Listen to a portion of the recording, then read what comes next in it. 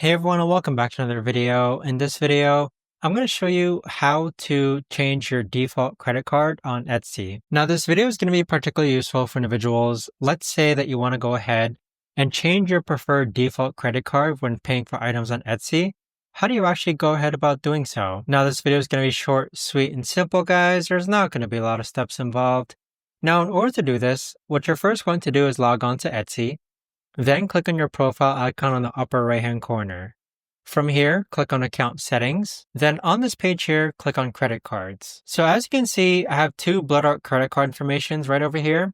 In order to change your default credit card, all you need to do is click on the default option here and it's going to change it. But that right there, guys, is the best and easiest way that I know of to actually go ahead and change your default credit card on Etsy. If you guys know of a better or easier way to actually do this, let me know in the comments down below.